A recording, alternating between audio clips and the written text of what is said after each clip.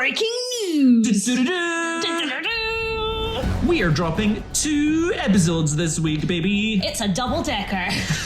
Episodes 3 and 4. We thought that we didn't want to take another break over this holiday season, so we decided the most desperate thing we could do is to drop 2 at once, where you can go at your own pace. Indeed. And we will be back again with episode 5 on January 31st. Or on January 30th if you signed up to our Patreon. That sounds like wonderfully desperate behaviour. And we hope you have a desperate holiday season and a desperate new year. Desperate! Desperate! How many more times can we fit in? Stay desperate! Bye! Welcome to Mary Alice. What did you do? We are a Desperate Housewives recap podcast with me, Erin McGee. And me, Jakub Tanzi. 2 best friends breaking down each episode until we answer the ultimate question, Mary Alice, what did you do? Unless, of course, we have finished season 1, in which case, insert new mystery here. Yes, there's a lot to unpack on Wisteria Lane. Content warnings can be found in the episode description. So get comfortable and let's get into this week's episode. Hello. Hello. Welcome back. Welcome back, everybody. It's episode 3. And more importantly, it's Happy Halloween. Ooh. You're wearing a very good Halloween shirt. Yes. The Sanderson sisters are here. Yes. The original trio. Indeed. Name a more iconic trio. Me, you, and Ida Greenberg. So true. So true. Yeah, I did it. Wasn't hard. How are you, baby boy? It has been 2 weeks again. It's been 2 weeks again. Oh my God. What are we Stop doing? running away from me. Well, much like the episode title, you'll never get away from me. Thank you so much. I see what you did there. Very good, very good. So it is Halloween. And so in the spirit of Halloween, I went to the cinema, much like Mike, to Cineworld You're actually. always at the cinema. To see a spooky movie. I went to see Shelby Oaks, which I really enjoyed, but the director is a long-term YouTube movie reviewer. And he's been working towards being able to direct something for a long time. So there was like a big Kickstarter campaign. I think it was like the most funded independent movie on Kickstarter ever or something. He got a bunch of input from Mike Flanagan, which was very, very obvious from the visuals. Even I have seen some of Mike Flanagan's work. There also, we go. I'm so sorry, but it looks like Mike's having a drink. I really enjoyed it. I will say that on reflection, it maybe wasn't the best movie, but I had a fun time. And that's what matters. Yeah. I think that like it was very much a like mashup greatest hits of all of his favorite movies. Like I'm like, okay, so we've got Blair Witch Project, we've got Hereditary, and like one other movie, and they've basically just mixed them up, and that's the movie. So it wasn't too original, but His influences were clear. Yeah, but I felt scared, and it's really rare at this point for me to be scared by horror movies. So I had a lovely time. If you got the opportunity to see it, not you, Erin, I know you won't. Never. But other people, desperados, I'd recommend it. The audacity of you talking about how he'd just taken a bunch of ideas and put them into his film after listening to your S5 drama script. Hey, me, Chris the Duckman, we're the same. You are one. And Jakub is in a great mood today because he's got his fancy Red Bull. Big Bull! Big Bill! Looking for sponsors. They are sponsored by everyone, surely. There used to be a thing that you would get a Red Bull car, all the students in it. Yeah. Oh my God, I forgot about that. It was a different time, but I can drink coffee all day long. If you give me even a tiny bit of Red Bull, oh baby, it's not good. It's a whole new era. It's a whole new me. And guess what? Don't like her. She's not ideal. Oh. And how have you been? I have been wonderful. End of sentence. Fabulous. No, I've been good. I have found out, I said this to Jakub off pod, that one of my best friends is moving on the same building site that I am. I'm very excited. Onto your lane. Onto my lane. She's going to be 4 minutes away. Or is she? Oh my God, what happened? The house next door to mine, the mortgage has fallen through. Shut up. No way. No way you're going to be next door neighbors? We're going to find out tomorrow, but it's looking quite likely at the moment that we're going to be next door neighbors. You guys are there's going to be like an Edie equivalent that you guys don't know who moves onto the lane, and you'll be having coffee on the front lawn, giving them like a cold, like little dismissive little wave. You'll have your little clique of besties and just not be interested in anyone else. You don't think that if there's an Edie on the lane, I'm going to do everything in my power to befriend her? You don't think that woman is going to be in my house nonstop? I'll be like, hello, respectfully, please stay away from Rory. But anyone else free reign. Are you going to live the childhood dream life of digging a tunnel between your houses? Don't, because I have looked on Argos and I found a pair of Barbie walkie-talkies. And I just wanted to heal something within myself that I wasn't able to do before. So yeah, it looks like it's going to be a good time. Immediately, Rory's like, invite all of your friends over. Don't invite her and see how long it takes her to notice. Which I would never do to her. But I'm very excited about that. That's so exciting. Holy moly. But great. You, of course, will be invited to the house's warmings. Oh my God. Will we be freely moving between the two houses? Which kitchen will people congregate in? Oh my God. Exactly. I think I see her, she and I, for people at home, she and I are incredibly similar, I would say, have been compared to each other most of our lives. In the difference, I would say, is our house will be like the coffee morning house. Her house is like the pub house. Well, that's the vibe I see. Fair. You each have your dedicated functions, and that's so fair. I'm a pre-drink only household. Pre-drink's my favourite part. Let's put some music videos on. If it gets to 9 p.m, get the fuck out of my house. Get the hell out of my house, because this is when people stop picking up after themselves. Do you know what used to drive me crazy about hosting? And this is way back. This is when we were kids. Well, we were like 17. It wasn't that bad, but we were underage drinking. The boys leaving bottle caps everywhere. I bet that would be. I feel like people are more respectful of that now, though, at this humble age of 30s. I don't know. Well, we'll find out. We'll get there. We'll get there. But yeah, I think I'm going to be a lot more open with my housewarming invitation than I am about my own wedding. I think that's fair, because housewarming is a lot cheaper per head than a wedding. Yeah, I'm like, you'll get a bottle of WKD for me and you will thank me for it. And which event is that for? We'll get there. But, so tell me everything, because you were supposed to play Dungeons & Dragons. I was very excited for you. It was so much fun. It's so fun. It was so good. I can't remember if I said this last week. Probably did. I based my character off of a housewife. I think the backstory for my character was that she has since been fired from the show and she's like clinging on to fame. So just imagine Lisa Vanderpump crossed with the delusion of Moira Rose. Yes. That's my character. Did you do a voice? I did, of course. Can I get a little bit of the voice? Oh, darling. It was like a posh English voice, darling. That is Lisa Vanderpump. That's so good. That's what I was thinking for sure. So fun.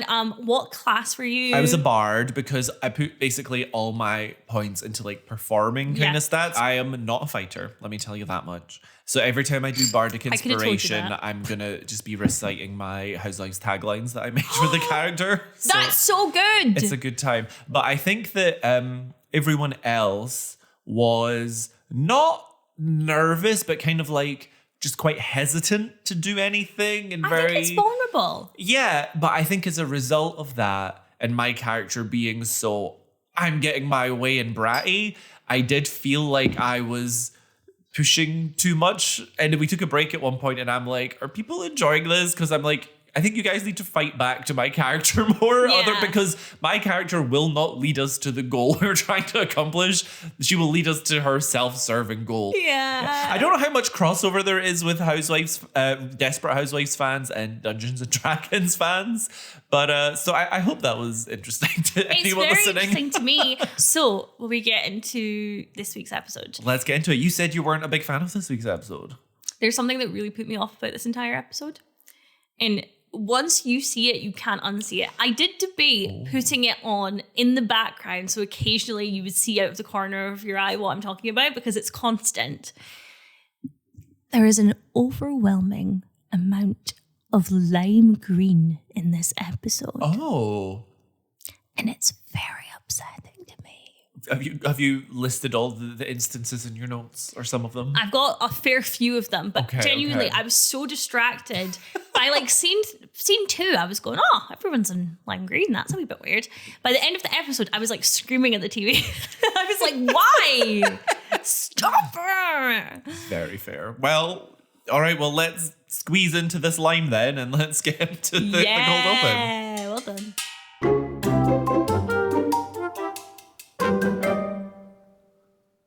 Calling all desperados. Are you enjoying the pod? Want to access our episodes early and support Erin and I to keep the show running? Well, now you can. Over at patreon.com/modded, you can support the show for as little as £3 a month. Why, Jakub, that's less than the price of the coffees that keep us coherent during records. Truly, no joke. You can get a shout out from us here, access episodes a whole day earlier than everyone else, and even get access to occasional bonus watch along episodes. Ooh. We're aiming for monthly. But no pressure. Seriously. We love you either way. It's just there if you're looking for a way to show your appreciation and help us keep doing what we do. Want to support the show for free? Tell a friend. Tell your mother. Tell your aunt who you know loves Desperate Housewives. Tell your therapist. Tell your ex-boyfriend. No, do not break no contact. But tell anyone who might enjoy our ramblings. And leaving a review helps more than you know. We love you, desperados. That's patreon.com/modded. MAWDYD. Now, back to the episode.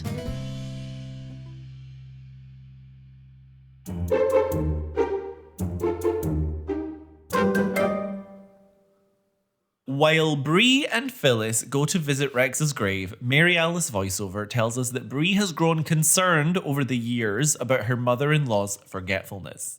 We see flashback examples of Phyllis forgetting to take the pins out of a dress she put Bree in, forgetting to tell Bree she painted a chair that Bree sat in, but at least Bree's a fan of green, which is the color it was painted. And then forgetting Instance to tell... number 1. I guess it was a lime green. And then forgetting to tell Bree she'd waxed the floor, leading her to slip and fall. Basically, it's clear that Bree's being very naive here and that Phyllis likes to mess with Bree. Yes. And so back in the present day at the graveyard, Bree is probing to find out when Phyllis will leave town, and it seems she has no immediate plans to do so. But then when they reach Rex's grave, they're shocked to find that the grave has already been dug up. I don't know why I said already, as if it was inevitable. Already? But the grave has been dug up. Look, we're from Edinburgh. Yeah. We know all about the digging up of graves. We do, pal. We sure do. Anyone who's not from Edinburgh, who comes to Edinburgh, asks me about Burke and Hare as if they are my siblings. As if I'm about to be like, well, my boy Burke... He couldn't make it to the flat warming, but anyway, Hare will be there. He'll be there. A fun fact for the Desperados who have never been to Edinburgh, but this is like my favourite thing, is so Burke and Hare. Burke is where the expression to burke someone comes from because of the way that he murdered people. They were grave robbers. Eventually, they became murderers. That's all you need to know. They asked the people of Edinburgh when they were caught what to do with him. And for some reason, the people of Edinburgh went, what if we turned his skin into a book? Oh, yeah, and you can see that book at the Anatomy Museum. Can we check on the person who suggested that idea? That actually sounds like a great horror movie setup. That book, it does. Haunted. And that book is the premise of Hocus Pocus. Because it looks like it. That's what I pictured as a kid, was the Hocus Pocus book. Yes, 100%. They used his eyeball and everything, just like in Hocus Pocus. Exactly. I also wanted to add that Bree is still sporting her mourning bun. Yes. And obviously clothing as well, still all black. Yes. So Bree is a little bit more shocked than Phyllis is. As Phyllis is wondering if it's anything to do with the suspicious insurance man who thinks Rex was poisoned. She forgot to mention that. And basically, Mary Alice voiceover tells us that in that moment, Bree realized her mother-in-law's memory was fine. It was her soul that was faulty. Bree continuously is naive about people. Yeah, and it really actually frustrates me Yeah. over the course of this and the next episode as well. And even last season, she's just so gullible. Yes. I think that, unfortunately, she is very honest and, has a strong moral compass and stuff. And she makes the mistake of assuming everyone else around her will behave the same way. And it's okay to have a high standard, but you can't assume people are going to meet that standard, Correct. Crazy. I think she does talk about something interesting here, that she has tapped into a fear that I didn't know I had, which was, I am now scared about owning a home and having people stay with me and them not leaving. Like what you got to define the parameters of staying in advance, I think is key. Yeah. What if they never leave? What if they have to do my podcast notes with me? Well, then you can murder them and turn them into a book. Oh. Did you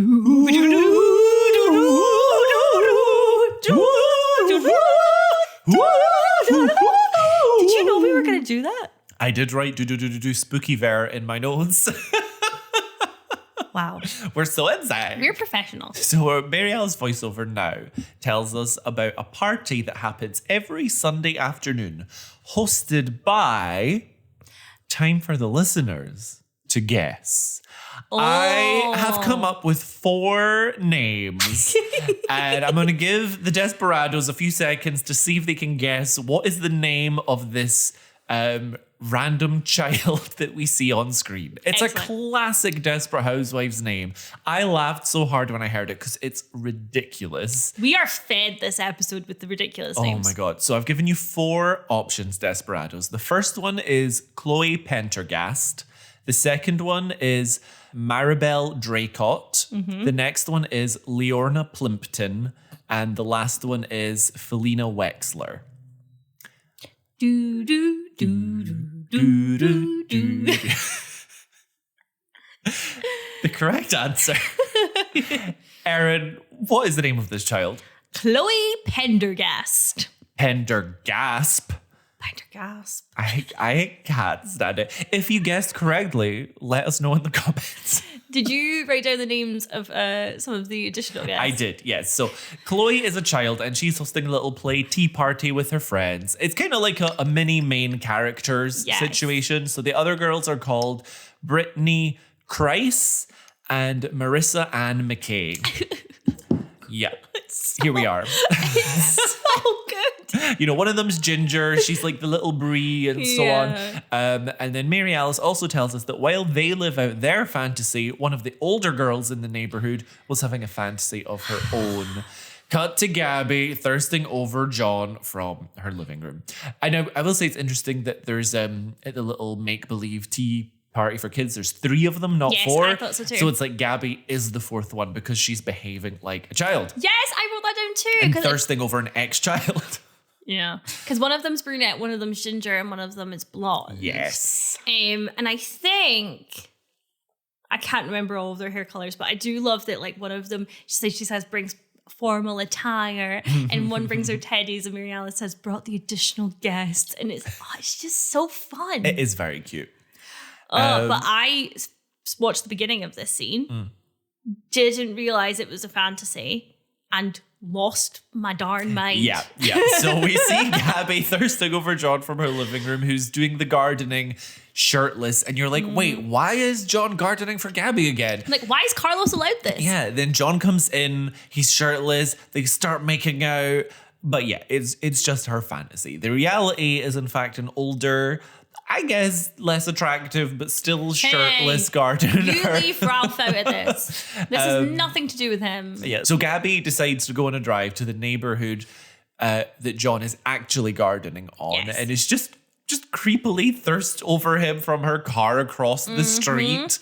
It's a bad time. Every time we think this plot line is done, and I know we say this a lot, but like, I really think this episode concludes the whole thing. Yes. So I really, really have my fingers crossed it's the last of it. This storyline is an ingrown hair. It is the ingrown hair of this television show.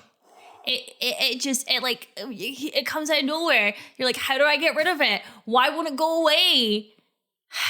Actually, oh my god, I have two ingrown hairs on my neck and it kind of looks like a vampire Vampire bite, bite. which is great for Halloween. This is great for me. My main note in this scene is that Gabby is wearing a watch which just has the 12 at the top in Roman numerals and the 6 at the bottom in Roman numerals.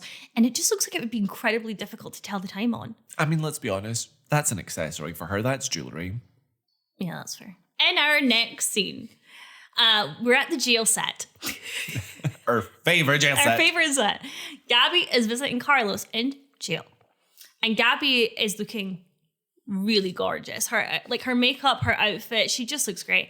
And she's saying that she can't believe Carlos forgot their anniversary. Carlos is saying he doesn't care because their marriage is a sham. And Gabby says, John Rowland loved me like no one ever has. And both Carlos and I burst out laughing at the exact same time. He's saying, you've never actually apologized for this affair. And she's saying, I've apologized a million times. And he's saying, every apology has come with a but I was lonely, but you left me. But it's your fault, basically. And what I think is really weird and kind of interesting, I suppose, is that usually on television, and I think in Desperate Housewives as well, we find out somebody is pregnant, and then the next episode, basically, they've got a baby bump. And we've known Gabby's been pregnant for, I think, 8 episodes now. Or something, something along those lines. And there are no physical signs of this pregnancy. It's just something that, Worth noting. Yeah. But I did love Carlos laughing at her, talking about John Rowland being in love with her. Because it is a perfect... It's what we've been thinking all along.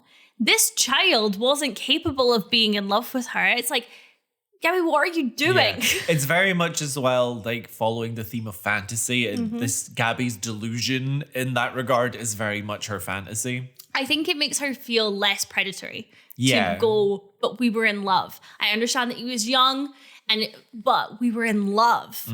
As if that somehow makes it okay, and it does not. So yes, does not. In the next scene, Gabby comes home in a gorgeous cherry red limited edition Aston Martin. To match her phone. Shut up! Probably to match her season 1 flip phone, which is what I wrote. Jakub Tansey, I'm in love with you. About time. So Gabby's house, just so we all have a visual of this, it's positioned next door to the Applewhites' house. Yes, it is. The Applewhites are to the right of Gabby, if you're looking at the front entrances. Matthew, who's on his front lawn, compliments Gabby on the car. Yep. She tells him it was an anniversary gift from her husband, and he's more generous than he even knows. Yeah. This is a little hint of Matthew just trying to socialize and do anything with anyone, but we'll get back to that. All we've seen Matthew do is help his mum essentially sedate what appears to be his father in a basement, and that's all. And lie to Danielle about his dad being dead. Yeah, that's all we've had from Matthew so far. It does feel that for the Applewhites being introduced in the season finale of season 1, and this is now 4 episodes, I guess, of knowing them, we know very, very little. And that's how they like it. Yes, exactly. In the next scene, we see Gabby once again stalking John. She's doing more window shopping, as Mary Alice puts it, and it seems that Gabby is not the only little creep on the lane. We meet Joan. The most regular name we've ever heard in Wisteria Lane. Is it? Because we have John the adult gardener and Joan the adult gardener's lover. John and Joan. John and Joan. Joni. Joni. She's his garden Joan. Anywho, so Gabby is looking unbelievable, I would say. The hair, is up and curly at the back. There's so much of it. It's a fun time. And she's wearing baby pink, which, as we all know, I love Gabby in. Gabby sees Joan and John being very comfortable. And he sees her go inside. Sorry, she sees him go inside. She then goes up to the porch and sees them presumably bumping uglies. Gabby, enraged by this, decides to take revenge and gets a chainsaw and goes to town on the roses in Joan's garden? Question mark. Insane that Joni didn't hear the chainsaw. I know. But, you know, it's for the plot. It's for the bit. We accept fine. it. And it does seem that John has a type, older, because they come out clearly having just done the deed to see the state of the lawn. And the only reason I'm flagging this moment is because Joan is in a lime green robe. Very fair. What I clocked about this is that much like Gabrielle, Joan seems so unbothered if anyone sees the fact that she's clearly hooking up with her gardener. Yeah. Insane. Well, we don't even know if Joan's married. Exactly. Joan might be single and go... Well, she might be, but I'm still just like, you know, people talk on the lane and a lot of the women seem to be quite private about their business and not want to be talked about. But just, you know, anyway. So in the next scene, John is a better detective than Mike. I've written John the adult gardener detective. Put two and two together with the messed up lawn and confronts Gabby. Because who else could it have been? It was so obvious. Gabby is raging that he's hooking up with a, quote, wrinkly old lady. Yeah, come on, Gabby. Check yourself. I don't like it when the girls are kind of complaining that another woman is less pretty than them or older or making it kind of a I looks think in this comparison. case it's Gabby making a differentiation between Joan and her and being in her head like, I wasn't like that. It was different with me and John because I'm younger than that. Yeah, it's weird. Yeah, but she says that it's her he's supposed to be in love with. And John starts talking about how he thinks he might be in love with Joan. And Gabby gets something she is sorely been in need of. Perspective. That sounded like a Mary Alice voiceover and I loved it. Yeah. And you're so right. It felt like you could hear the glass breaking. Mm-hmm. I think because she, understands now in this moment how meaningless John's quote unquote love was and how monumentally stupid she's been this whole situation, to put it lightly. And how impressionable John was. Yes. To being in love with someone. John, anyone shows interest in him, he thinks he has feelings for them. It would seem. Again, the circumstances make complete sense. Gabby has groomed him that way. But I love when she says, I almost left my husband for someone that calls me Mrs. Solis. It was great. Like, yes! But yeah, so John says he could break up with Joan and get back together with her. But Gabby says, that's okay, sweetie, I'm good. Which I think is very notable that she referred to him as sweetie. Yes. Because that's very much a term an adult might refer to a child as. At least in like with the tone she uses it in. And it's quite condescending as well. It does feel like something has shifted in their dynamic. Definite, monumentally. She has absolutely zero interest in having breakup sex. Finally, character growth. About a year too late, but, you know, still. And then do you want to give us the last Gabby scene, which I really, really liked? Gabby's back in the jail set. I just love the jail set. You do know what? This is how... Maybe this jail set is why everyone started decorating their homes in all grey. It was inspo. Yeah. Gabby comes back and she's clearly broken.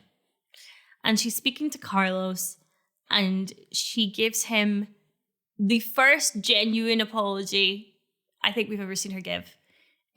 She says she's sorry. She says she was selfish and that she made a mistake. And Carlos says that's the best anniversary gift he could have given her. And she says that actually the one he got her is pretty great too.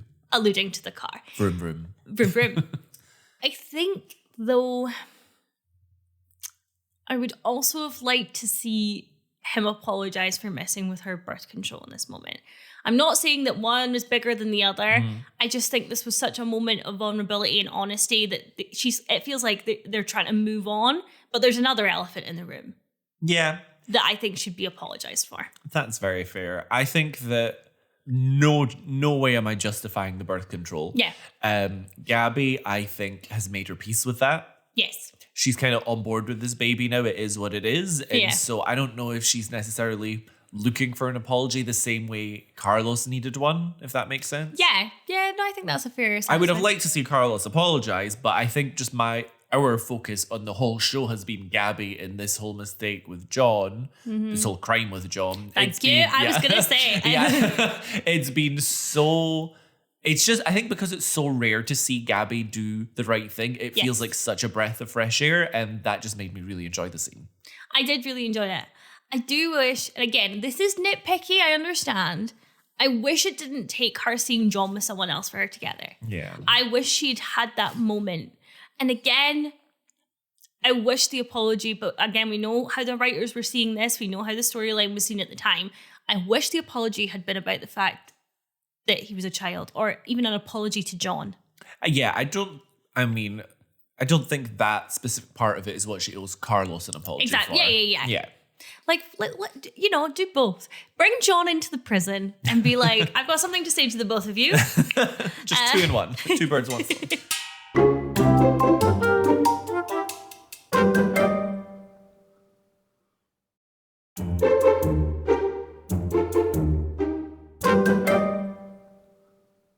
We're moving on to Susan now, and we're going to lump Mike into this as well because he has a scene without Susan, shockingly.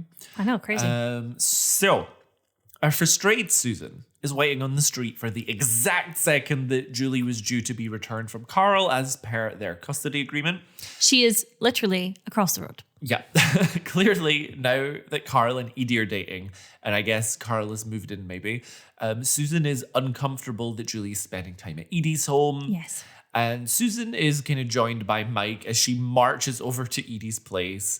Who Mike is kind of like talking her down a little bit from this rage. It's quite playful. It's a nice dynamic. Little hints of season 1, episode 3 funny Mike is in there. I agree. There's like a little kind of playfulness in him, which is so rare to see because he feels so serious all the time. Honestly, it's the most attracted I've ever been to Mike. Have you seen the picture of him in the mullet though? We're moving on. So Susan is worried about what kind of debauchery is going on over there. But when they reach Edie's home and peer through the window, they are singing a hymn. They're singing Let It Shine with This Edie on the guitar. Is this the Julie the Vampire Slayer musical episode? Because it might be. Oh my God, this is their Once More with Feeling. Let it shine. Yes, let it shine, let it shine. Also, as I've said several times off pod today, I'm rewatching The Real Housewives of Melbourne. And one of the women in that is so annoying because she's a psychic. She's constantly talking to the angels and getting vibes. And she has this saying where she's just like, shine, shine, shine. And she's constantly saying, and it drives me insane. So when I heard Julie singing, let it shine, let it shine, let it shine, I was like, I can't take this. I also got mixed up because I heard this little line of mine. And I thought, because I kind of knew... I mixed it up with the other one, the shine, Jesus, shine. Oh, it's been a while since There's I've heard so that much one. shining. Let's all just tone it down. Yeah, I don't want to wear sunglasses all day.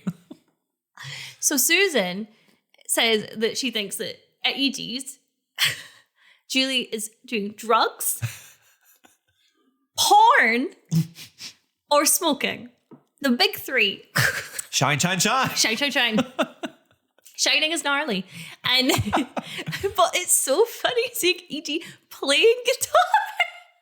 And she has her giant, because of Susan hitting her with a car, she has her giant pink cast on her leg. It's so good. Oh. And also, Julie can sing. Yeah, she's got a nice voice. Yeah, it was cute. So in our next scene, we're in Julie's bedroom, I believe, which has an entire color scheme of lime green. I need to rewatch this episode just for all the limes. Let it shine. More like Let it lime. Let Lime, lime, lime. Everywhere you look. Episode title, Lime, Lime, Lime. I was singing in my head, lime after lime.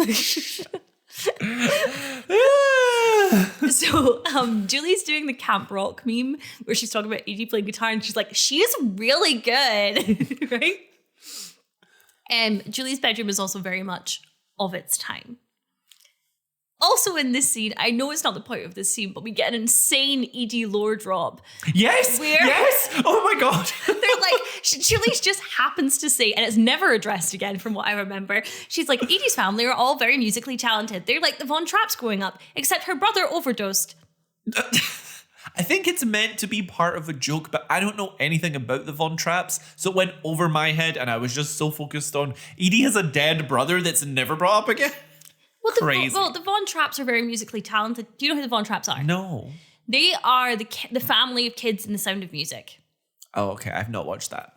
So basically, they're very musical. Sure.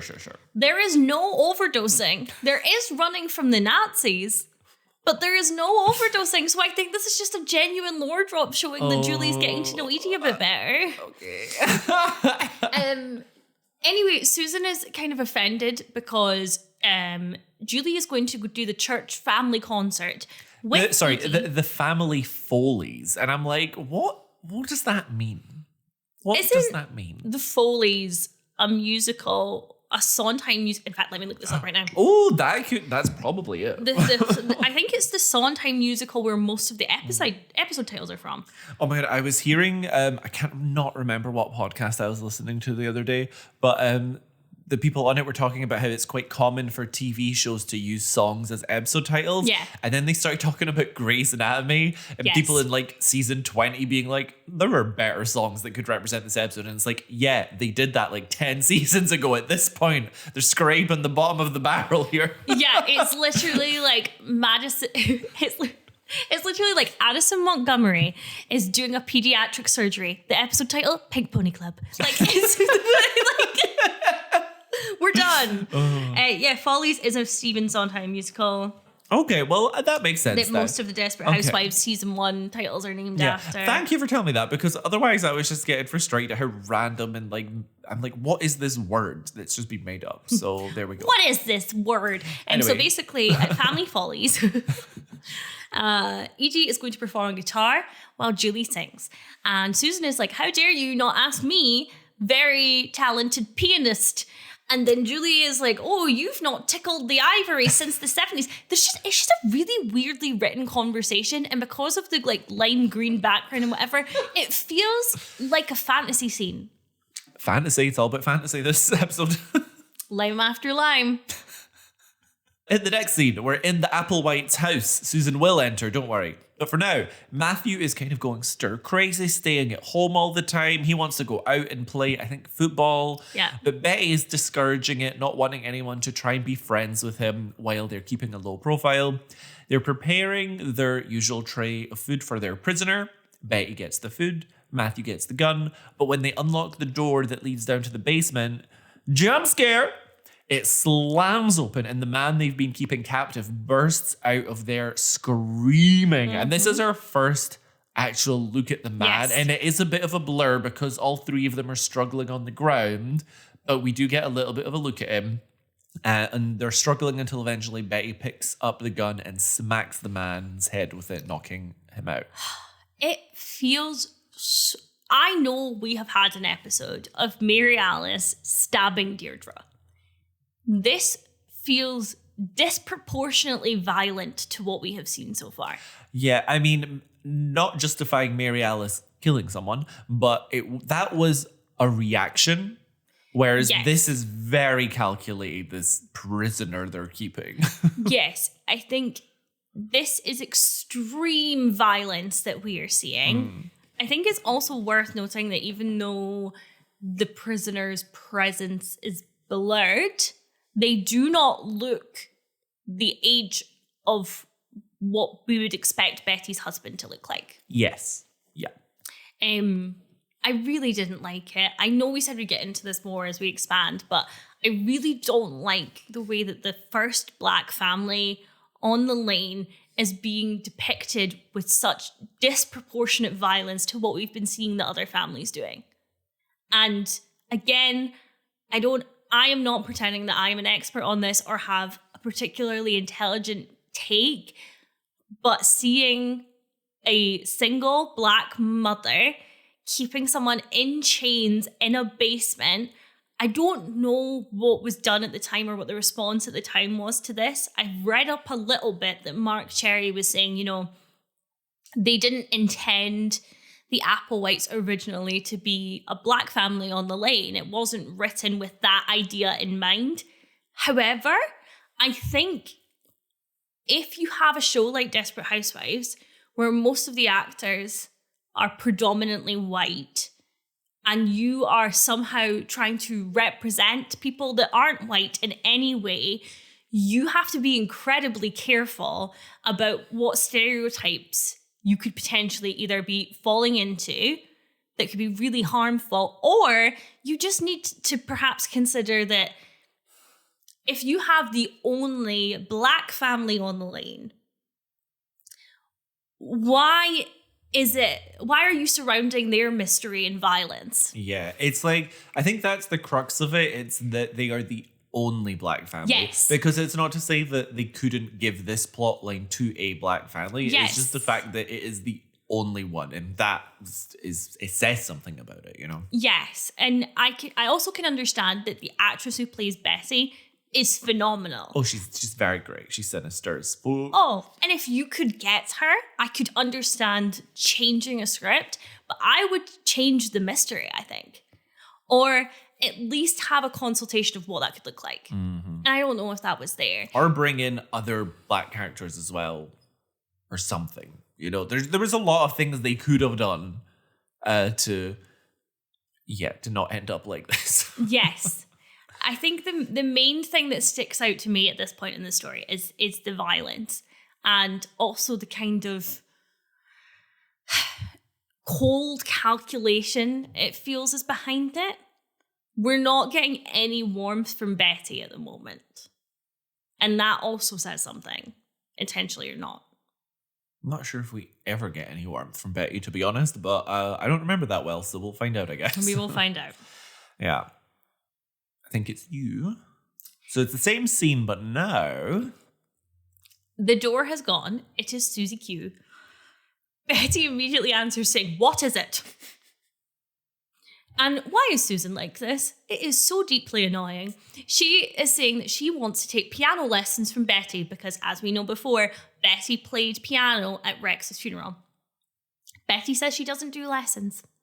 And Susan notices the clear blood on Betty's white top, but Betty says she is making cherry pie and slams the door in Susan's face. I think it's at this moment that Matthew accurately points out that they are causing suspicion by trying to go under the radar, much like a lot of people in The Traitors. Oh yeah, big time. I'm just like, Susan seems like, that was weird, that's suspicious, but she doesn't, I guess she's got nothing to be suspicious of Betty for, so she kind of just lets it slide, I guess. I disagree. I think she should be suspicious of Betty at this point.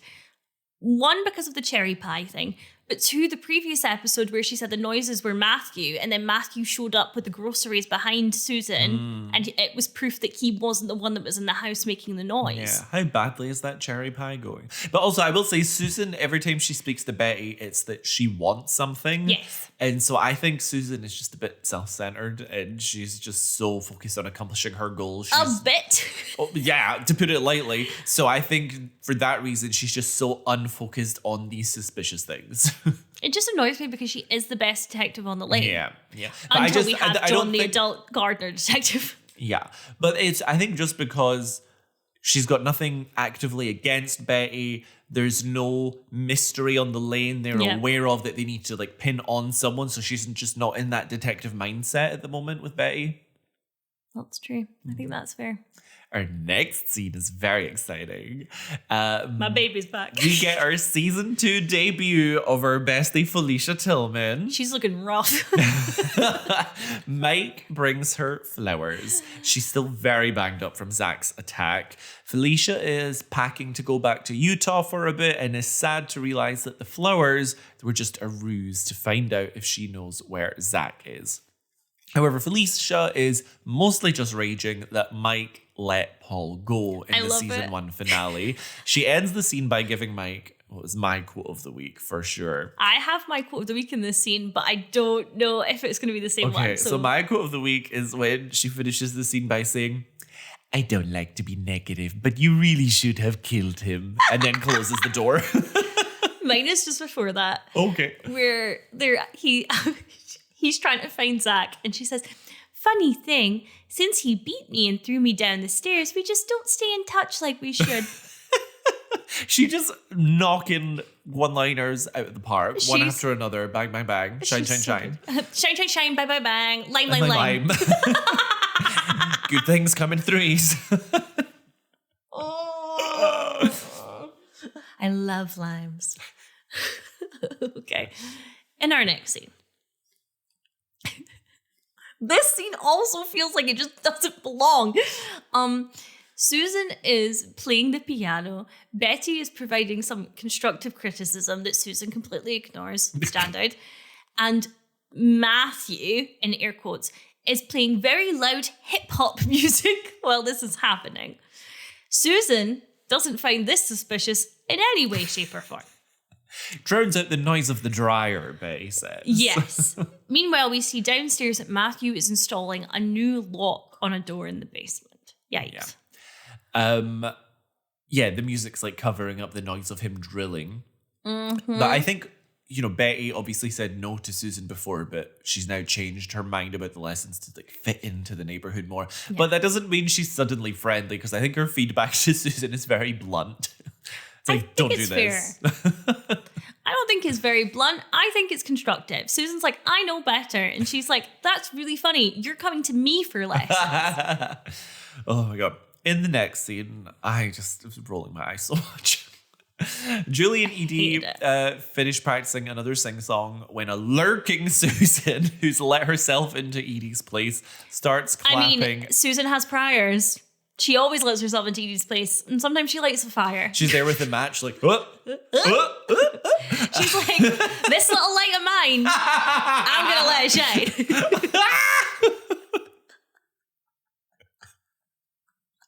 Let it burn, let it burn, let it burn. Anyway, so she comes in clapping and apologizing, not really for letting herself in. Mm-hmm. She claims they must have not heard her knock, and Edie says that they did. She just hoped whoever it was would go away, and that she's still hoping that. I had that quite recently, a couple of weeks ago, and this is no shade to this group of people, but it probably is. I saw two people outside through the keyhole, and my brain immediately went, those people are Jehovah's Witnesses. And so I hid. And sure enough, I received a letter through the door about how I'd missed out a great opportunity of becoming a Jehovah's Witness. But they were still open. Of course they are. Great. You wanted content. So Edie... I need to tell you something. This is a side note. Remember how I didn't do like a little bit at the beginning because I didn't have anything to talk about? Well, here's something boring to talk about. Can't wait. I don't know if you know this about me. Maybe you do. Have I told you? Are you keeping secrets from me? Not intentionally. From the ages of, I would say 7 until genuinely about 2021, every single night in my dream, I was being hunted in some sort of ways. I had chronic nightmares. I'm a really bad sleeper to this day. I was a really bad sleeper then. Until what year? Until I was like 21. This was a lot. And it was always being hunted in some way. Sometimes it was fine. And don't get me wrong, I can lucid dream. So quite often it was fine because I could sort of warp it and change it. But it definitely always started that way. So sometimes it was I was being chased down the street. Sometimes I was being kidnapped. There was one time a man with a chainsaw cut my arm off. And I was like, well, this doesn't hurt. So I have to be dreaming. Anyway, Eventually, those anxiety dreams went away. Thank you so much. However, I've had a new one for, I would say, the last 2 months now, and it is every night. And it's not me being hunted. It's that Rory has left me, and I have to start anew. Oh my God. And the one last night was so intense that it really upset me because he broke up with me and then wrote a book about it. And the foreword of the book was Nathan Scott from One Tree Hill, who was one of my first crushes growing up. And I felt so betrayed. So James Lafferty, if you're listening to this, how dare you? I'm so mad. And it was so awkward because in the dream, people were asking me about being engaged and I realized I wasn't engaged anymore, but I was still wearing my ring. So I just awkwardly took it off and put it on the other hand. And he asked my friend Isla, Dream Rory, if he could borrow her car to pick up his stuff. And I was like, how dare you? And anyway, I woke up and saw him there and was like, oh, my bad. But it's happening all the time. And Rory, I think Rory rightfully is like, is there something I don't know? Like, and is it wedding jitters? Is it like, what is this? And I think I've worked it out. Mm-hmm. It's ever since we got the house. And I genuinely think, and this is not relatable, I realize how privileged this is to say, I think I am on the cusp of having everything I've ever wanted since I was a little girl. And my brain is going, how funny would it be if you didn't know? How funny. I can't remember what made me think of that, but there you go. So Susan and Edie are fighting. Yeah. So Susan's come in with their match ready to light Edie's house anew. Burn. Burn. So Susan announces the Bernie Saunders. in quotation marks, good news that she's been taking piano lessons so she can perform with Julie now. Edie doesn't have to worry about it. It's ridiculous. Yeah. The whole thing's ridiculous. Quickly escalates into a fight between Edie and Susan. Edie claiming Susan only wanted it when she found out Edie was involved. True. It basically gets to the point where they both look at Julie to choose between them. Choose your fighter. Horrific situation to put Julie in. And Edie says, do say it. It was almost my quote of the week. Remember, it's church. They are going to be judging you. Julie ultimately picks her mum, but clearly out of guilt. ... Bad mom. She's back, baby. She may have taken a break, but she's never gone. And now Julie has lost out on a pitch pipe because Edie demands it back. Yeah, Edie's delivery of "I'd like my pitch pipe back" is great because it's like she's obviously not going to rag on Julie, but it was very clearly like a subtle / unsubtle way of saying, yeah, but fuck you though. Yeah. I do like though that in this episode in general, I do feel a little bit of a warmth towards Julie. I mean, I think it's clear that that Edie does care about Julie. Yeah. Which is kind of why Susan is being so frustrating to us as a viewer. Yeah. Just a reminder for everyone at home though, Edie does have a son that she fully ignores. You just wait a couple seasons, baby. Season 4, I think. Because if there's another thing this show is going to do, it's retcon. Okay. So, in our next scene, Carl pulls up, doesn't even park, and he's annoyed. And Jakub has put as the title of this scene, Carl is pure raging, brackets kinda hot. And I stand by that. And again, I say this every time Carl and Susan are on my screen, these two have chemistry. Even when he's saying, how about you, because he's talking about how Susan doesn't like Edie. He says, how about your plumber / convicted murderer? And she's like, it was manslaughter. And Betty is in the background awkwardly holding a potted plant, just staring. And there's multiple moments in the scene where you can see that she's just kind of looking back and forth. Like, I would like to leave now. I think someone else in this scene might be wearing lime green. But I can't remember. I wouldn't be surprised at this point. Yeah. And that's the scene from my perspective. Yeah, I think that just following the theme of like fantasy and delusion and stuff, it's clear to Carl in this scene how delusional and self-absorbed Susan is on this level because she's just popping off on Edie, and it's so clear that there's like a bit of jealousy there and stuff that Susan just cannot see. I don't mean jealousy in terms of being with Carl. Yeah. I mean more in terms of like the family time, while she and Mike are kind of iffy again. I think that's it. It's this kind of I thought that I was getting to make this new family, and now you're doing it first, and it's picturesque and it's nice, and it's with someone that I don't like. And she's convinced herself that, you know, this person she doesn't like is the issue when Susan is the issue. Susan is the issue. And also I think the issue is that it's Mike. Like, she wants Mike.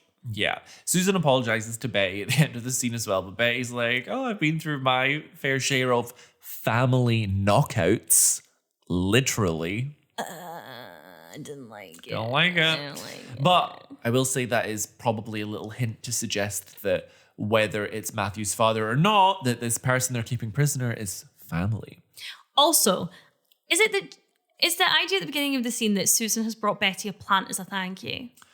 I think they were just walking and talking about how the lessons are going. And Betty's just going on a walk with her plant. Well, maybe she was just carrying it in. Was she not She getting walks it into out? the car. Was she not getting it out of the car to take into the home or something? It was irrelevant.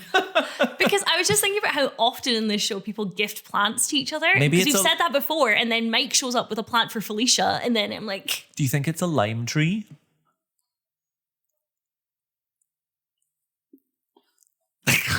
I'm about to quit my own show. I really can't wait until you do the screenshots for this episode, and it's just lime. It's showtime, baby. Can I say one thing about this before you go You into can the if scene? you want to do the whole scene. You can. No. Okay. The three girls are dressed in the most atrocious outfits Yes. you've ever seen in your life. It does incorporate lime green. Thank you so much for asking. And they are called the Ciccarelli sisters. Yeah. So they've just finished performing. I didn't make a note on them, so thank you for kicking that off. More insane names. Names. Chloe Pendergast, the Ciccarelli sisters. And Joan and John. What a time to be alive. Truly, 2005. It was lime time viewing. Lime time. Showtime. Here we go. Lime. So-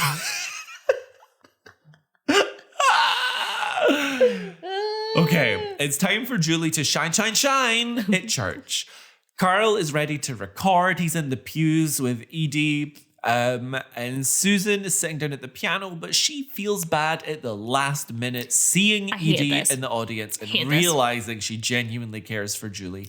I also hated it. I think that it is not okay to do the right thing at the last possible millisecond, because even if you fix it, it's still a disaster. It still caused a scene. It still made this really difficult for Julie. And I'm so glad Edie calls her out and goes, how convenient that you tell me this after I've not brought my guitar. Yeah, she basically like causes a bit of scene by telling everyone to like pray for a couple minutes so she can apologize to Edie, and just like in the middle of the church in front of everyone who is looking awkward as fuck, is apologizing and stuff. And yeah, as you say, Edie's like convenient. However, don't worry, Edie plays piano too. What can't Edie do? Play piano. Yeah, unfortunately for Julie, Edie is a bit out of practice and the performance is a flop. But what's annoying is we've just heard Julie talk about how gifted musically all of Edie's family are. Being gifted musically doesn't mean you're good at every single musical instrument. Still, when she said she plays the piano, I was so excited for her, and then I realized she was terrible, and I felt so bad. And I was like, come on, Edie, now you're not in the right. I was rooting for you. In any case, it's been a nice break, but I think Julie needs to stick to slaying and drop the singing. Carl is so funny when he just slowly lowers the video camera and Susan starts lifting it up again.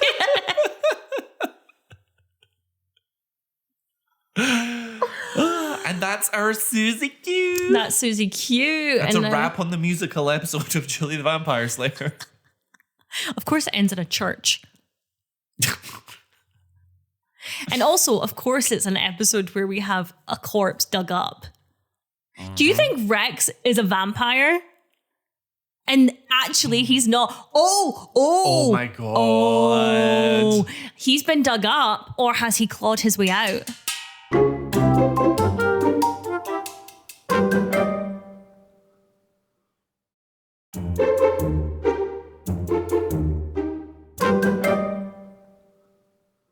Lynette comes home with new school supplies, excited to give Parker the nice one. The good one, yeah. Yeah. A new backpack for starting the school year, which he is initially buzzing about. Because he's going into kindergarten. Is it kindergarten? They say kindergarten. Or wait, I think it's spelled kindergarten, but I've always said kindergarten, as in like the garden. I think everyone says that, and do you know why I know that? Because when I was an English teacher in Japan, I wrote kindergarten with a D on the blackboard, and the Japanese teacher in the room corrected me, and I doubled down and I lied and said, oh, we just spell things differently in the UK sometimes because they very much use US English, and I just didn't want to admit in front of the kids I made a spelling mistake. Jakub's teaching career exposed. Yikes. Yikes. The JET program is crying. Gonna be retroactively fired. I do remember the hype around new school supplies though. Yeah. I was so excited. I actually thought about getting one of these recently, and this is not a joke. I was obsessed with the pencil cases that you would press buttons on top of them and it would eject things. Oh, you press the button, sharpener, press the button, rubber. We were at our peak of engineering and we've gone backwards, and Technical I'm furious innovation. about it. Yeah. But it becomes clear pretty quickly that this cool backpack is just a ploy to soften the reveal that now Lynette has to work, she won't be able to drop him off on his first day. Was it like a tradition, or he just wanted her to do it? I wrote as per tradition, but that would imply it's probably not kindergarten, but I might have just written that. I wonder if she did it for the twins. Yeah, maybe. And she said she would do it originally, and now it's... Well, either way, Parker would like to return this gift to put it back on the rack, if you will. It's an old maiden type of backpack. Yeah. That is not Tiffany Pollard's voice. Well, you can fill in your own voice. So he's got his arms crossed, he's got the sad eyes turned up to max, and Lynette immediately folds, making a promise she absolutely cannot keep, telling Parker that she will take him on his first date. She is Marie Kondo. She's teaching us how to fold. And she's doing it wearing the most beautiful shirt. It's like a pinky purpley color. I want it. A breath of fresh air after all the lime green. I know. I'm so sick of the lime. You know who never wears lime in this episode? Lynette. She's the real one. She's a real one. In our next scene, Jason is admiring the new video conference setup by showing the inside of his mouth to the computer screen at Lynette's office. Lovely. And you know what? I will say, this was 2005. I still don't think we've worked out hybrid meetings. Not in 2005. I'm saying in 2025, we still haven't fully worked it out. Nina is back. And we know that Nina is going to over-exaggerate and act like you're the devil if you have children, because she is childless by choice, which in Desperate Housewives land means that you are Satan on legs. Truly. I also find her incredibly attractive. I just think that she'd be my friend. Even though they're trying to make me dislike her, but it's so obvious that they're trying to make me dislike her that I'm kind of rooting for her. I just feel like the women that are the meanest on this show often equally seem like the most fun. It's the Cruella de Vil effect. Because like the goodies on this show are more on the like conservative side, and that's just boring to me. Yes. I don't mean politically. I mean just like culturally and behaviorally. Yes, again, it's Cruella de Vil where she's saying, Anita, like, you have talent, my darling, don't waste it. And she's saying, more women have been lost to marriage than... marriage, war, and famine. Yes! Then I don't remember the full quote, but yeah, Cruella de Vil. Yeah. So Nina is saying a valid point, but she is saying it in such an aggressive way, which is it seems like Lynette has been asking for a few accommodations in the workplace to cater to her having children. And Nina's argument is that she is not allowed accommodations. And what she is trying to say, well, I suppose the basis behind this argument is that we should accommodate to everyone. And it shouldn't only be people that have children that we accommodate things and lifestyles for. The way this is articulated, however, is very much, I want to get my hair done and I want to do things that I want to do. And I don't care that your kid's starting kindergarten, and it comes across very whiny. But she has a point beneath all the brattiness, you know? Yes. It's the classic of, it's the classic thing of, I have children, so I should be allowed Christmas off, and you should have to work Christmas if you don't have kids, which implies that person is not a kid themselves for somebody's family. You know, it's like, I have a family. It's like, well, you also have a family. And even if they didn't, it doesn't matter. It doesn't mean that one should be valued higher than the other on instinct. Yeah. Sorry. Yeah, I was just going to say, I can also just in general understand Nina's frustration when through Lynette's interview, she was so adamant that her family life would not get in the way and that she would practically be living in the office. And, you know, everyone exaggerates and lies a bit in interviews, but it's almost like since day one, she's been like, so yeah, about that, I'm going to go see my kids. Yeah. And I'm not saying that we shouldn't accommodate people who have children in the workplace. But I am saying that it should be more of a give and take. We should be accommodating to lots of people's lifestyles in the same way that if work-life balance should just be more of a thing than it is. Yes. Basically, yeah. But Lynette gets the last word and she says, it's pretty great. It's so good. Lynette says, I'm sorry about your hair. I can see why you'd be upset. I love that Lynette clocked on very quickly, obviously, that Nina does not like her, and she's just accepted that and been like, I'm not going to try and win her over. Because if she did, it would just annoy Nina even more. Yeah. She seems like that type of person. I also think that it's sad to me that we're seeing Tom still, it doesn't look like, and I could be wrong here, and this could just be a little bit of a mistake in the writing, but it seems like Lynette is still doing all the emotional labor. She's the one the kids are depending on going to school. She's the one that's went out and bought the school supplies for the kids. So on the way here to meet you, I watched the next episode, and I think that's a lot more explored in that episode. Okay. But I think it's very much just a case of the kids are just very used to Lynette, and suddenly they have a big change in their life. Yeah. So I think that's more related to that, but we'll get there next week. Or on Sunday for us. I'll see you then. Anyway. See you in 2 days. Also, we don't know. This is our Halloween episode. We don't know if it's coming out at Christmas. If so, Merry festive season. Happy Kwanzaa. Yeah, I don't think if we made clear in the beginning when we said Happy Halloween, if we meant it as in today for you listening it's Halloween, when in fact we meant for us now recording it's Halloween. We were in a weird mood. We always are.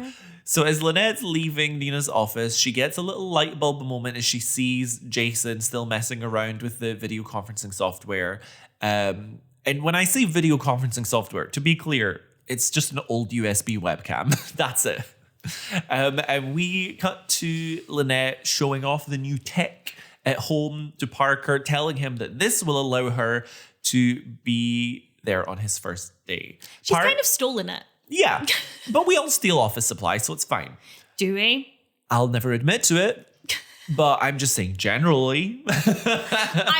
Allegedly, some people might entertain the idea. I don't steal office supplies, but that is genuinely only because I will throw myself under the bus for this. I don't like the office's taste. Fair. And so I'm very picky about my stationery, so I have to order it for myself. That's very fair. Parker is skeptical, and that is the only other thing I have to say. Parker is skeptical and fairly, I think it's a fair assessment. In our next scene. Hate this scene. Nina wants to call Lynette into an important staff meeting. Lynette is trying to video conference Parker's first day. Parker is with Tom, and every time we see Parker, he just looks confused. He's not really immersed in the video call experience. Nina's coming to the door saying, we have to go. Lynette's asking for a second. Nina starts screaming, now, now, now, now, which would send me over the edge. To be fair, Lynette knew that this time he was being dropped off was going to be at the same time as a meeting because that was established in the last scene. Yes. And also, if you have a core staff meeting, well, anyway. So she sits down and then immediately says, I forgot my prospectus, which I've only heard in the context of like joining a university or college. So I was very confused.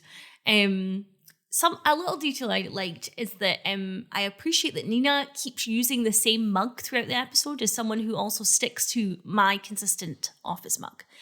Do you have an office mug? No, but that's because I only just recently started having a regular office day. Yeah.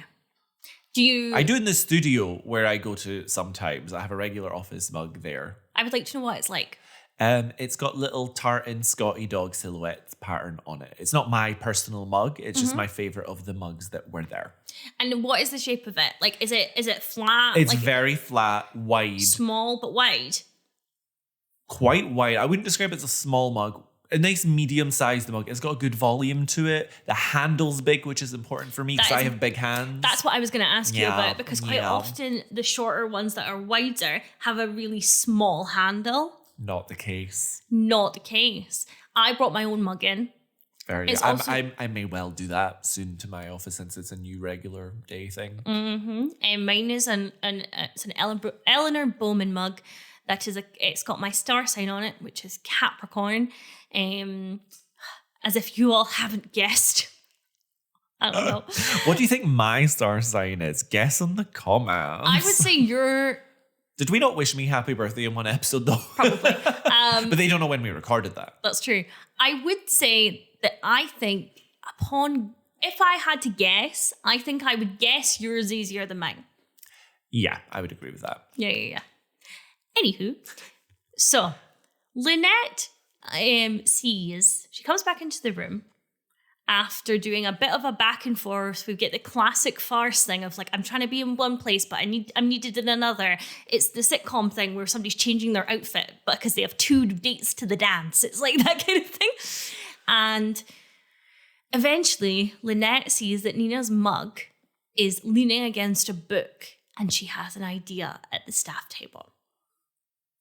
She decides that she's going to start slamming on the table so that the mug knocks over and spills something into Nina so that the meeting comes to an abrupt end. This includes Lynette slamming on the table because she's enthusiastic about paying bills on the date of delivery. And various other things that look incredibly suspicious until she goes under the table, kicks the table up, and Nina gets a crotch burn. Arguably a fireable offense to intentionally scold your boss, literally like a burning, scolding hot drink on them. And it's not like Nina's wearing a jumper. I think it's bare, like it's her skirt and then bare skin underneath. Famously, she just wears lingerie and a suit jacket. Famously! We cut to Lynette getting what she wanted. She talks to Parker. He seems happier. She says that she packed extra cookies for him so that he could share and make friends. Very manipulative, very Lynette. That's my gal. And we see her look over and look at 2 ice bags that are sat on Nina's crotch. To which I say, you shouldn't do that. I took first aid. Regardless, Lynette did a bad thing. Yeah.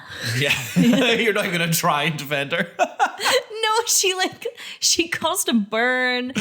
And it wasn't even like, it was hot, piping hot coffee. That's not okay. Yeah, it's not okay. Is it worse than Susan burning Edie's house down? Well, no. that was last season. But I'm going to bring it up.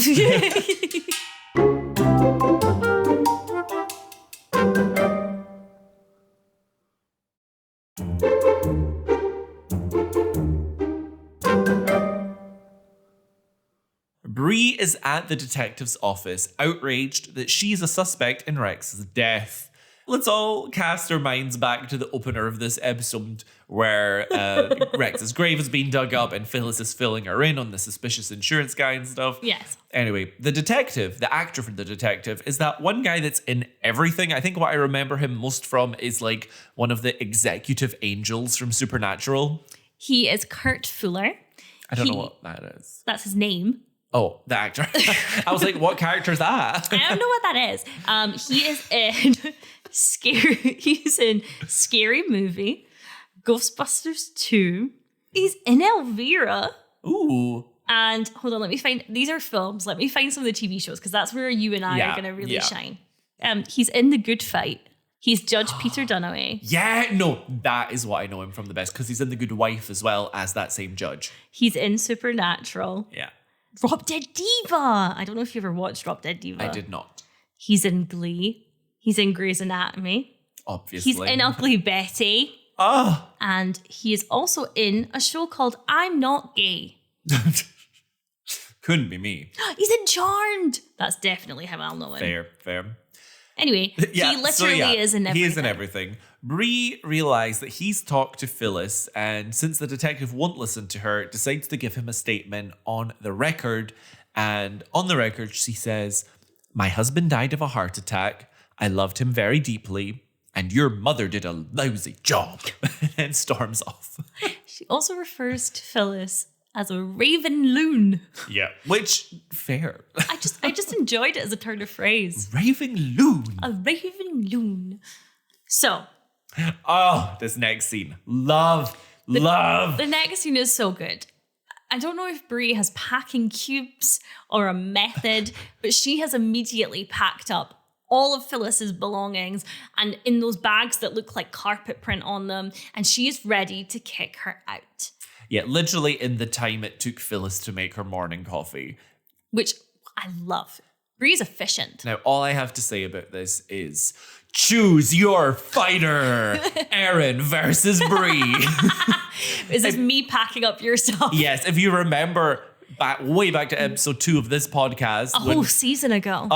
When we talked about when my flood flooded. When my flood flooded. Because we talked about it at the time, I'm sure, on the pod. And Erin's packing skills were insane. Unbelievable. Anyway. And I intend to use those skills when I move house in February. Oh, yeah. Rory's not going to have to lift a finger. I know. It's looking for him. Well, unless he leaves me beforehand and writes a book with someone from One Tree Hill. So once again, Phyllis is put into a taxi, and it's kind of a parallel to her introduction where she's screaming out of the window at Bree like a puppy in the car window. Crazy. We see the reverse, and she's like, this must be because you feel guilty about something. The energy it's giving is, and if it wasn't for you meddling kids. That's literally what I was about to say. Because it's that. Now, is this the last we see of her? I think it might be, and that's very exciting. I think she might get another episode, but not right now. I feel like we see her later. I don't know if we do. She's probably in the final shot of the final season with everyone else, but well, we'd have to review. We'll get there. Well, we'll see. It'll take a while. We might get there. Not us losing confidence. We've gone from we'll get there to like, we'll maybe get there. Wish us luck. And then eventually, can someone help us get there? In the next scene, it's Van de Kamp dinner time, and it is another awkward Van de Kamp dinner. I don't think we have seen a successful Bree dinner. Nope. Bree informs the children that the police dug up Rex's grave. Dug up Daddy.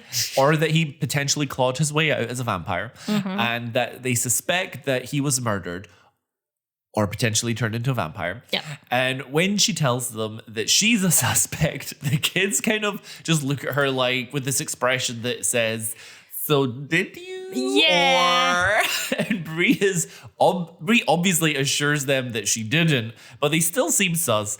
Danielle is still shook from when Bree was in shock after one of Rex's heart attacks. You know that scene when she was like making the bed before taking him to the hospital.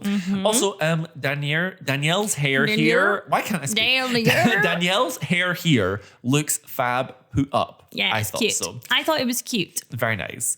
Andrew knows she didn't kill Rex, but that was not a compliment because for a wild thing for someone who has killed someone to say, he says, it takes guts to kill someone. Crazy. And also, he was such a coward when he killed Juanita, so let's rethink it. Yeah. I don't know if he's just... Maybe this is his fantasy delusion for the episode. Maybe. I think his mask is falling. This, I'm going to be the perfect son. Yeah. It seems like, and I understand why it's falling because he's also grieving his father. I cannot wait to talk about Andrew in the next episode. I've not watched it yet. Oh, God. I will say that Bree is the only one who is still in mourning dress. Yeah. In the family. And I think it's also interesting that we're still set up in the same way at the Vanderkamp table of the two kids on the same side of the table as opposed to on the other side. I've mentioned that before. And obviously, I think Rex's absence is more felt in this setup as well. Next. Bree is in a fabulous morning outfit with like a big black, is it called a pussy bow or am I being inappropriate? I just wrote a stunning black silk shirt with a long hanging bow type thing. I think it's called a pussy bow. Quite possibly. And she is here with her kids and she wants to take a lie detector test. And for whatever reason, this random insurance investigator is so okay and has a police set-up room. Is it not the detective from before? I don't think it's the insurance man anymore. I think this actor who's in everything is a detective. I think the insurance man has escalated it to like police detective. Okay. But regardless, I just thought it was all weird. It was like, and we're going to take a polygraph. And polygraphs aren't even usually admissible in court from what I recall. Were they at that time though? Maybe. Because I think we're just in the police station now. So it makes sense, I think. So the polygrapher is asking, did you kill your husband? And Bree acts like she's winning a game. She goes, no, and then turns to her children and smiles all smug. She has this very like distinct smug smile that she does from time to time, and I love it every time she brings it out. It makes me laugh each time. Eventually, the polygrapher asks about George and she starts to get uncomfortable, but the detective or investigator, insurance man, or I miss Mr. Detective Hitman, he comes in and says that in order for them to take this polygraph seriously, she has to answer questions about George.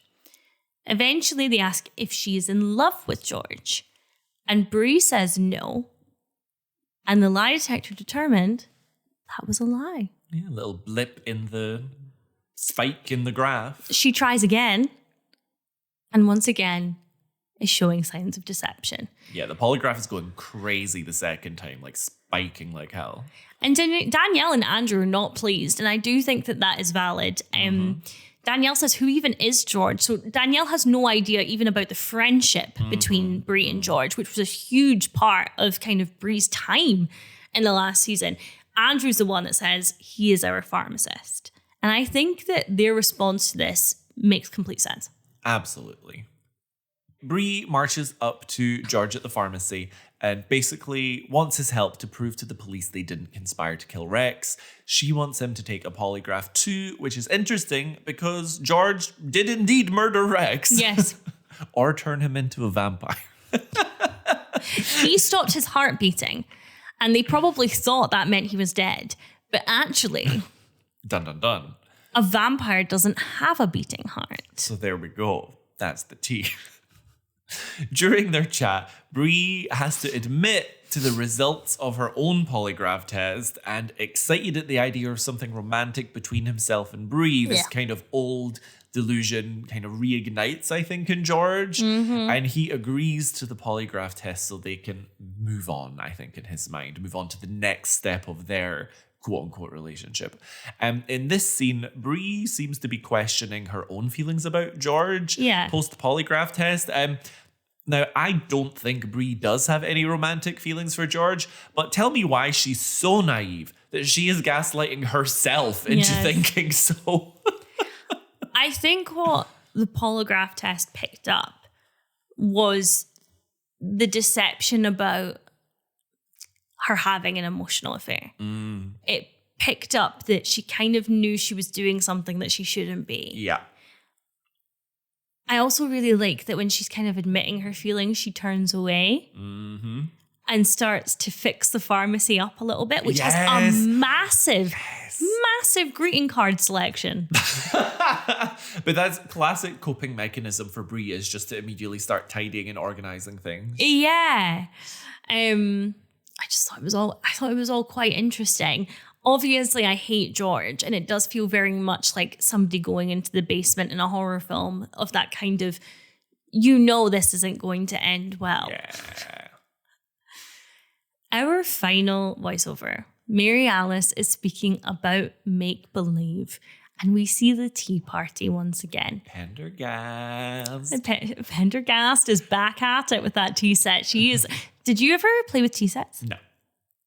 What do you remember, like, your fantasy games being? Before any of my brothers were born, so I must have been like 4, but we had a huge cardboard box which my parents turned into essentially a bus, and there was like little chairs in it, and I was the bus driver and the teddies were passengers, and we had like a bunch of spare bus tickets, so they were in like a poly bag and that we could hand out and stuff.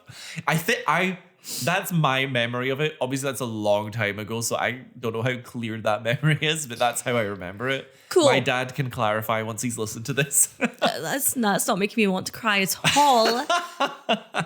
I loved games like that. I remember really vividly that I would open an umbrella and turn it upside down, and the wires? Yeah. I would slot my Barbies into it and spin it and pretend it was a roller coaster, like a little yeah. And that was one of my favorite games. I also at one point got very into. I cut out of a magazine pictures of each member of S Club 8, and I would put their faces on top of my Barbies and act out S Club 8 type scenarios. It would be like, Calvin's quitting the band, but Jay and Erin don't want him to go. Oh my God, I love that. Anyway, so the girls are doing their tea party thing. We see Lynette looking at her desk, and she's got a picture of her and the good one. We see Gabby running by John and not acknowledging him. Yeah, it's actually quite meaningful, I thought, because he waves at her and she doesn't even wave back. Yes. Bearing in mind, he could still be the father of her baby. We see Matthew and Betty get the gun once again. And we see Bree on the other side of the glass for the polygraph test. And George is asked if Bree asked him to poison Rex. And he says no.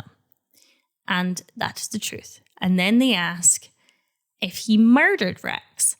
And he says no. And he also passes the test.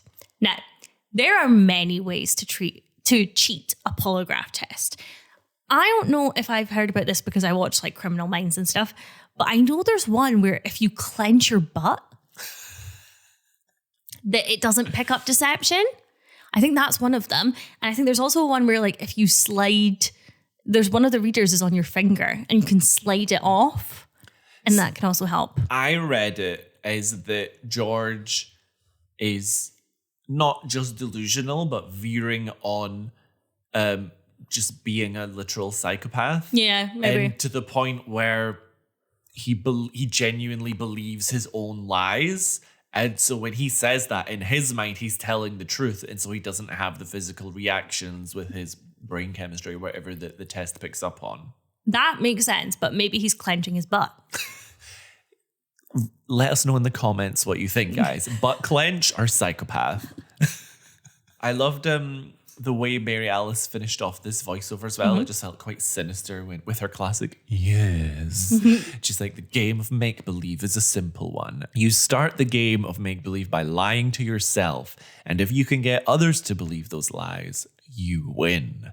And that's when we see George passing the polygraph test. And it just felt very sinister, like he's succeeded in his goal. Like he's got away with this murder now. And it gave me a little bit of chills. And I think in this moment, she's probably not even talking about that. She's probably talking about herself, like the lie that she has told herself about Zach and that being her son. Didn't consider that at all. You know, I just always wonder, because she is a character on the show that is existing and still continues to exist. They just can't see her. What moments we're getting her perspective and what moments we're getting her commentary. Yeah. But that's episode 3. I'm not going to lie. This wasn't my favorite episode. It was fine. It was fine. It was aight. Yeah.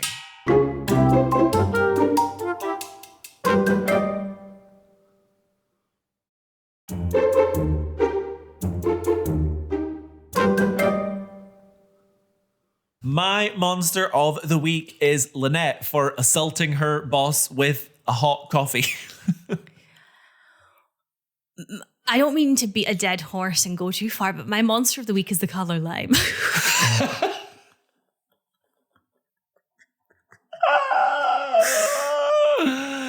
I respect that.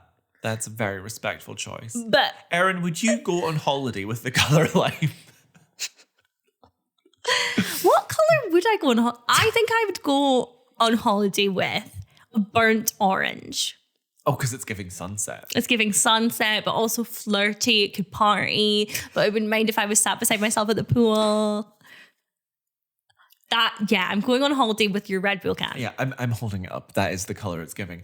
If you didn't listen to our bonus episode, then you won't get that, and that's on you for not listening to the bonus episode. As at time of recording this right now, we haven't put it up yet, so it's really shady of Jakub to be like, I can't believe you haven't listened. We're not going to post episode 3 of season 2 before we post the season 1 bonus episode. Who was your worst neighbor? I think the worst neighbor might be Edie. And it's reluctantly so, but she really played the piano badly. Yeah, but she was put in that position by Susan at the last minute. She was, but as a neighbor, you're the one that's making me listen to that, not Susan. I think we should have just done a cappella. I think we should have. Julie would have nailed that a cappella. Yeah. Who is your worst neighbor? I put Betty just for being very rude and stuff initially and blunt with the no, I won't give you lessons. However, I put that with an asterisk of I respect it. I respect setting boundaries with your neighbors. You're not going to be the type to give lessons. Let's not pretend. And also, you don't know her, and you're demanding favors. Yeah. And also, this is like the third time. Maybe Susan's my worst neighbor actually for demanding a favor. Now that I think about it, that would piss me off way more. And it's it's also multiple instances now where every time the women interact with Betty, it's because they want something. Here we are. And here we are. Here we are at the final segment. Let's talk about the husbands. I don't even want to. I didn't think they were that bad this episode. They weren't that bad. They weren't really there. I think the highest I want to give to Mike, because we got a little hint of funny Mike, and he was supportive and fun, but not pushy. I just felt like he was great. Yeah. I'm thinking 7. I was thinking 7. Yeah. It didn't do anything astounding, but it was above average for Mike standards. Yeah, it's probably the least beige score he's ever got. I was going to give Carlos a 6. I was thinking 6, yeah. Okay. He doesn't really do much, but he does accept Gabby's apology. There's communication. They move on. It feels heartfelt. Yeah. He's not being his worst. I was also thinking 6 for Tom. It seems like he's a bit more on top of being a stay-at-home dad, but he doesn't do anything particularly special. So I just wanted to put that like 1 above the 5, an improvement on last week. The only thing he did that annoyed me was he was like, when Lynette came back to the video conference after going back and forward, she was like, oh, how is he? And he was like, not great because he can't see you. And I just thought that was a bit. So 5? He's a 5 to me. 5, okay. That's fair. There we go. And that's episode 3, BBs. That's episode 3. But did you have an outfit of the week? Probably Bree's pussy bowl. What was it? Yeah. I'm going to give it to Lynette's outfit in the very first scene we see her with that pink and purple blouse with the black mini skirt. I just really, really enjoyed it. Valid. It's nice seeing her in so many like fitted outfits after all of the baggy wannabe business outfits of season 1. Yeah, it's really nice seeing her fashion kind of evolve. And it's also really nice to see her having the opportunity to show her kind of glamour side a bit. Yeah. Her hair's so good in that outfit. The second place or honorable mention, it would be so easy to give it to Gabby in that beautiful pink number, but she's getting second place for me. Very valid. So, Erin, I'll see you on Sunday to record the next episode 2 days from now. And we'll see you in 2 days. Yeah, I'll update you on how my Halloween night out goes. Make sure that you make good choices. Make sure you have a good Halloween. And most of all, make sure that you stay desperate. I love you, Jakub. I love you, Erin. I love you, Desperados. Bye-bye. Bye. Thanks for listening to this week's episode. Be sure to check out our Instagram for visuals, behind-the-scenes content, and more. You can find us by searching for Modded, that's MEWDYD. Or just search for Mary Alice, What Did You Do? This podcast is brought to you entirely by us, Erin McGee and Jakub Tanzi. If you're enjoying the show, don't forget to leave us a review. It really helps us out. Join us next time for another episode of Mary Alice, What Did You Do?